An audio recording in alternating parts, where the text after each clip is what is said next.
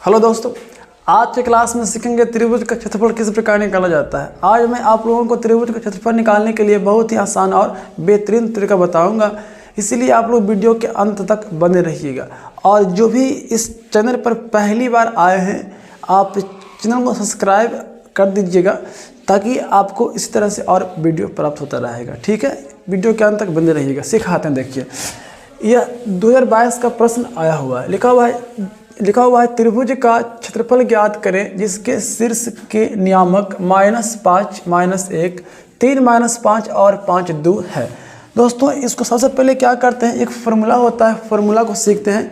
कैसे फार्मूला हम लोग निकालते हैं वो सीखिएगा। ठीक है, याद रटना नहीं है, आपको मैं सिखाऊंगा कि किस तरह से फार्मूला आप याद कर सकते हैं। ठीक है, तो सबसे पहले क्या करो कि एक त्रिभुज इस प्रकार से बना लीजिएगा और उसके बाद इसके शीर्षों का नियामक यहाँ पर A, B और C कर दीजिएगा। यहाँ पर शीर्ष का नियामक x1, y1, यहाँ पर हो जाएगा x2, दूसरा है तो x2, B x2/2, इसी प्रकार से C तीसरा, x3 और ये y3 होगा।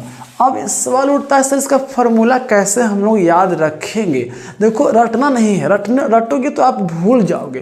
किस तरह से हम लोग फार्मूला निकालते हैं वो सीखिएगा। ठीक है, आइए सबसे पहले आप काम कर लो कि जो दिया हुआ है उसको लिखिए हल में। सबसे पहले क्या करते हैं, मान लेते हैं, माना कि ABC एक त्रिभुज है। ABC एक त्रिभुज है जिसके शीर्ष A का नियामक देखो दिया है, A का नियामक दिया है -5, -1। उसी प्रकार B का नियामक लिखा हुआ है 3, -5। C का नियामक लिखा हुआ है 5 और 2। ठीक है, अब दोस्तों क्या करते हैं, आप लोगों को मैं फार्मूला कैसे निकाल कर बताता हूँ, ये सीखिएगा। त्रिभुज ABC का क्षेत्रफल, सबसे पहले आपको फार्मूला याद कर लेना है, यानी कि सबसे पहले फार्मूला आपको निकालने के लिए आना चाहिए। देखो सिस्टम क्या है, शीर्ष A में आपको करना क्या है, शीर्ष A में से x1 को आप इस प्रकार से कॉमन ले लेना है। सबसे पहले आपको लिखना है 1/2, उसके बाद यहाँ पर मॉड, फिर बड़ी ब्रैकेट। ठीक है, बड़ी ब्रैकेट इसलिए देते हैं हम लोग, बड़ी ब्रैकेट के अंदर में छोटी ब्रैकेट का प्रयोग करेंगे, इसलिए बड़ी ब्रैकेट दी है। अब शीर्ष A से क्या करना है, x1 को आप बाहर निकाल लेना है। उसके बाद बच गया B और C, तो B और C में से y2 और y3 को लिख देना घटा करके, मतलब यहाँ से बचेगा y2 और यहाँ y3। x वाला को नहीं लिखना है, तो यहाँ पर आएगा y2 - y3। उसी प्रकार हम लोग जैसे A से x1 को निकाले थे तो B से निकाल लेंगे x2 को बाहर, इस प्रकार से निकाल लिया x2 को बाहर B से। बच गया C और A, तो हम लोग C और A में जो y है उसको लिखेंगे, तो यहाँ पर लिखा हुआ है y3, उसके बाद उसमें है y1, A में तो y1 लिख दिए, फिर प्लस। अब ठीक ABC यानी AB जो जैसे आप AB में x1 x2 लिखें, उसी प्रकार एक C में क्या करो, x3 को बाहर रखो। तो x3 को बाहर निकालेंगे बच्चों, तो बचेगा वहाँ पर फिर A से और B से y1, फिर y2 को बाहर निकालेंगे और बड़ी ब्रैकेट मोड। देखो इस तरह से आप फार्मूला को याद कर सकते हैं, रटने की आपको कोई ज़रूरत नहीं है। मेन फार्मूला को आप निकालने के लिए सीखिए, ये आपको एग्जाम में भी फ़ायदा करेगा, आप भूलोगे नहीं। मेन कंसेप्ट आपके अंदर होना चाहिए, तो आप कभी भी इस फार्मूला को कहीं भी बोल सकते हैं। रटोगे तो आप 2 दिन, 4 दिन, सप्ताह, महीना रहेगा, बाकी फिर भूल जाओगे, रटना नहीं है। अब करना क्या है, 1/2, उसके बाद यहाँ पर मोड लिखते हैं। मोड इसलिए हम लोग लगाते हैं, मोड जो होता है ऋणात्मक को धनात्मक करता है, यानी कि माइनस को प्लस करता है, इसलिए हम लोग मोड लगाते हैं। अब देखिए x1 का मान आप यहाँ से भी रख सकते हैं, मन है तो आप यहाँ पर मान बिठा दीजिए और यहाँ से भी आप प्राप्त कर सकते हैं। तो x1 पहले x1 x2 x3, x1 के मान यहाँ से -5 है तो -5 मैंने रख दिया। इसके बाद क्या सिखाया था कि by2/3 तो by2 होगी आपको, यहाँ पर ध्यान दीजिए माइनस रहेगा ना तो आप मंझोली ब्रैकेट का प्रयोग कर लो, अच्छा रहेगा। तो -5, उसके बाद यहाँ पर माइनस फार्मूला में है तो by3 का मान है 2 तो यहाँ पर 2 रख दीजिए और इस तरह से आप बंद कर दो।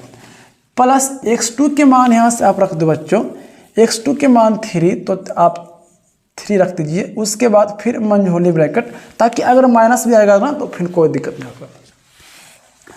फिर अगर b से x2 कॉमन तो c और a में जो y है उसको लिखेंगे by3y1 तो by3 हो गया आपका 2 और y1 के मान हो गया -1, ब्रैकेट में रखेंगे क्योंकि यहाँ पर -1 है, प्लस है तो प्लस। फिर अब c से x3 को बाहर निकालेंगे। जब c से x3 को बाहर निकाला मतलब 5 को जब बाहर निकाला तो a और b में जो y है उसको लिखेंगे। तो यहाँ से हम लोग प्रयोग करेंगे Manjholi bracket -1 by1 -1 minus by2 -5 तो यहाँ से -5 लिख देते हैं। देखिए टाइम थोड़ा समय लूँगा, लेकिन जो मैं कंसेप्ट सिखाऊंगा आपको वह कंसेप्ट कहीं भी नहीं मिलेगा। ये कंसेप्ट बहुत ही खतरनाक है, थोड़ा सा टाइम लूँगा। अब बात को आगे समझिएगा। 1/2, उसके बाद मॉड यहाँ से बड़ी ब्रैकेट, ध्यान दो -5।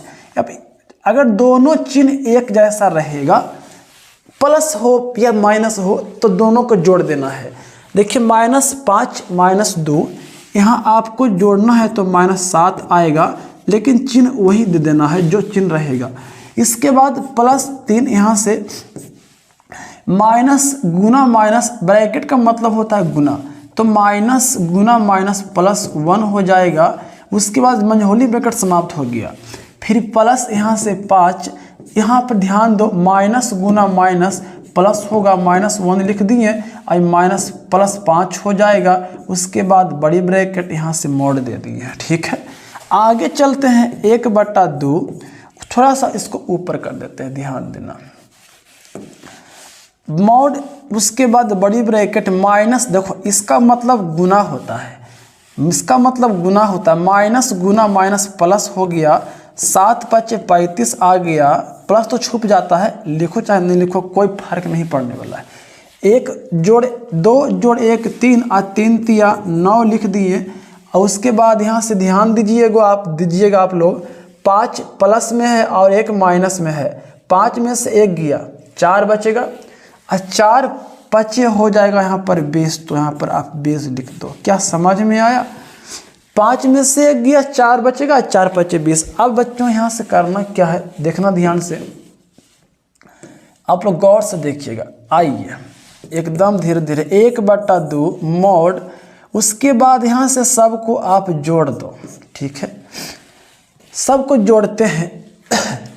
सबसे पहले 0 जोड़ 9 और जोड़ 5, तो 9 और 5 हो गया 14 के 4 बाकी हासिल बचा 1।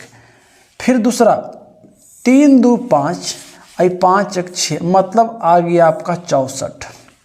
जोड़ के कितना आ गया 64। अब यहाँ से देखो बराबर देना, बराबर के सामने आपको बराबर जाना है ताकि नंबर में कोई कहीं पर नहीं काटेगा। बराबर 1/2। अब देखो बच्चों ये बड़ी ब्रैकेट है और ये मॉड है, दोनों को एक ही साथ में हटा दीजिए, कोई फर्क नहीं पड़ेगा। प्लस का मॉड प्लस ही होगा, इस तरह से 64 काट दीजिए। 2 से 64 को 32 बार में आपका ये जो हो गया 32। क्षेत्रफल निकाले हैं, इसलिए लास्ट में लिख देना है वर्ग इकाई, इस तरह से लिख देना है।